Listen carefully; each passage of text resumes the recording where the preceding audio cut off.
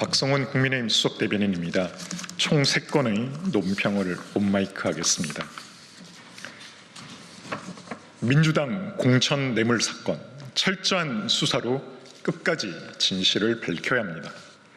더불어민주당 김병기 원내대표가 본인과 가족을 둘러싼 각종 의혹을 버티지 못하고 원내대표직을 내려놓았습니다. 지극히 당연한 수순이지만 끝까지 범죄 혐의 의혹에 대해서는 선을 긋는 듯한 비겁한 모습을 연출했습니다. 김 전 원내대표는 연일 쏟아지는 의혹에 대해 남 탓, 보좌진 탓으로 돌리면서 상처에 소금 뿌리나 가족 난도질과 같은 적반하장식 대응으로 일관해왔지만 강선우 의원과의 공천 청탁 묵인 의혹이 터지자마자 불이 나게 직을 그만뒀습니다.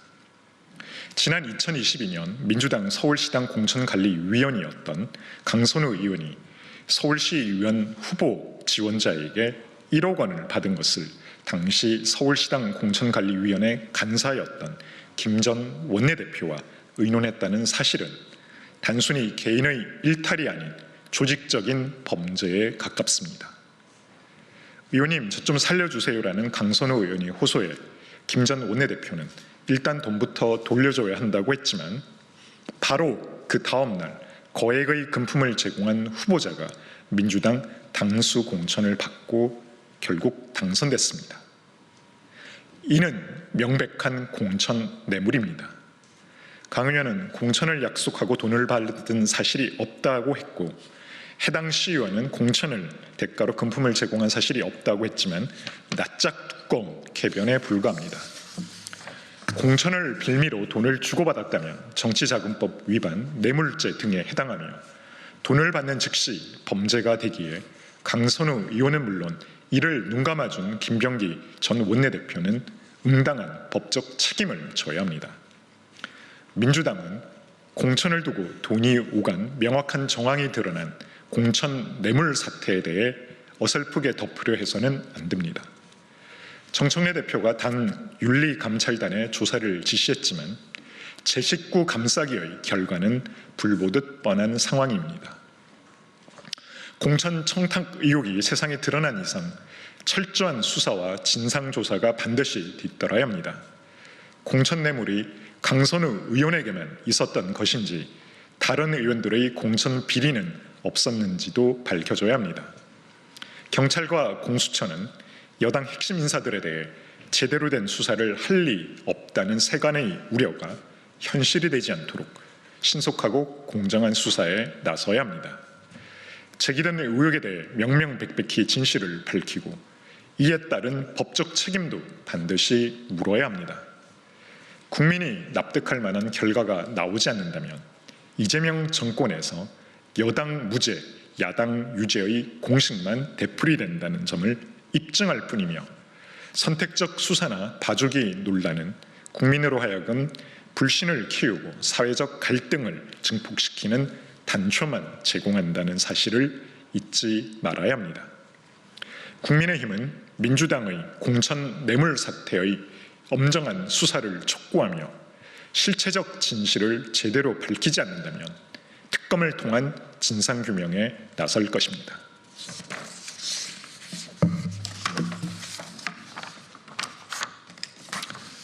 신념도 철학도 없는 이해훈 장관 후보자, 포퓰리즘 독재의 도구일 뿐입니다. 이해훈 기획예산처 장관 후보자가 개인의 영달을 위해 고개를 숙였지만 입신양명을 위한 태세전환과 그에 따른 모순은 매일같이 수면 위로 떠오르고 있습니다. 분위기에 휩쓸렸다는 해명과 달리 이해훈 후보자는 자신이 당협위원장으로 있던 지역에서 전국 최초의 탄핵 반대 삭발 집회를 열었고 기초의원들에게는 마치 충성맹세라도 요구하듯 삭발을 사실상 강요했다는 보도까지 나왔습니다. 삭발까지 동원한 이 극단적 행보의 이면에는 신념이 아니라 타인의 머리까지 담보로 삼아 한자리를 차지하려 한 탐욕이 있었음이 분명해졌습니다. 이해훈 후보자는 영혼을 팔아 장관직을 얻었을지는 모르지만 스스로 설 자리를 무너뜨리는 자충수에 불과합니다. 결국 본인이 못다봤던 당과 지지자들을 배신한 채 무릎을 꿇었지만 이는 성찰이나 반성이 아니라 권력의 방향이 바뀌자 곧바로 몸을 돌린 배신자이자 변절자의 저급한 행태일 뿐입니다. 이재명 대통령이 이해운 전 의원을 장관 후보자로 지명한 것 역시 통합도 실용도 아닌 철저한 정치적 계산의 산물입니다. 이 대통령과 이 후보자의 철학은 애초에 공존이 불가능합니다. 한쪽은 확장 재정과 현금 살포를 국가 운영의 기본 수단으로 삼아왔고 다른 한쪽은 이를 포퓰리즘 독재라 규정해 왔습니다. 이번 인사를 통해 분명해진 것은 하나입니다. 나라 살림에 대한 이 대통령의 인식이나 이해운 후보자의 정치적 신념은 상황에 따라 언제나 흘러내리는 아스팔트 위의 물처럼 얕다는 사실입니다.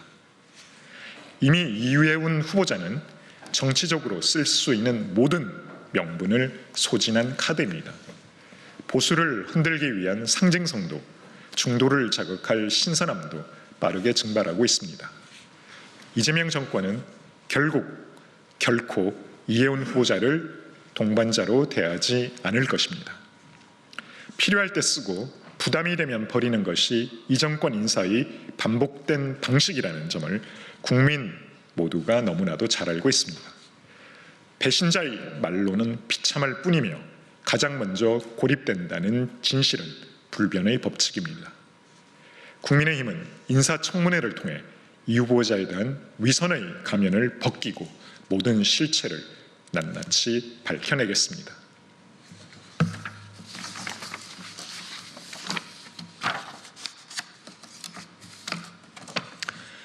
공직마저 이재명 대통령 개인 로펌으로 만드는 명피아 천국입니다. 이재명 정부의 보훈 인사가 이제는 금융안정의 최후 보루로 불리는 예금보험공사마저 집어삼켰습니다.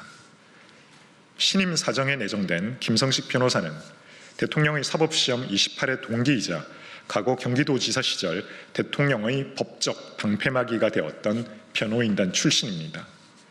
전문성과 독립성이 생명인 금융공공기관의 수장 자리를 대통령의 측근에게 선사한 전형적인 코드 인사의 결정판입니다.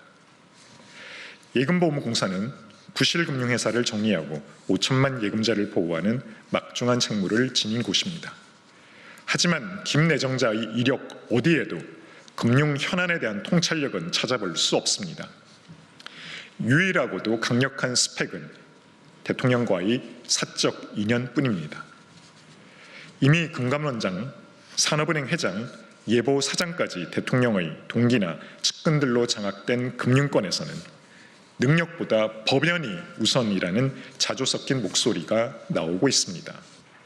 오죽하면 예보 노조조차 낙하산이라 분노하겠습니까? 무엇보다 국민을 공분하게 하는 것은 이 정권의 파렴치한 내로남불입니다. 이재명 대통령과 민주당은 간피아의 폐해를 지적하며 권력의 낙하산 인사를 근절하겠다고 호언장담해왔습니다. 하지만 관료 출신을 배제하겠다는 명분을 내세워 그 빈자리를 대통령의 사시동기, 재판 변호인, 선거 캠프 인사들로 채우고 있습니다. 간피아를 몰아낸 자리에 대통령의 사적 인연으로 똘똘 뭉친 명피아를 심는 것이 이재명 정부가 말하는 공정성입니까? 법제처장, 주 유엔 대사, 금감원장에 이어 예보사장까지 이로써 정부 요직 곳곳에 포진한 이재명 변호인단은 벌써 14명을 넘어섰습니다. 이쯤 되면 이재명 정부는 국민주권 정부가 아니라 이재명 개인 로펌 정부라고 불러도 무방할 지경입니다. 국민의 혈세로 지급되는 공직이 대통령의 사법 리스크를 방어해준 대가로 지불되는 성공보수가 되어서는 절대 안 됩니다.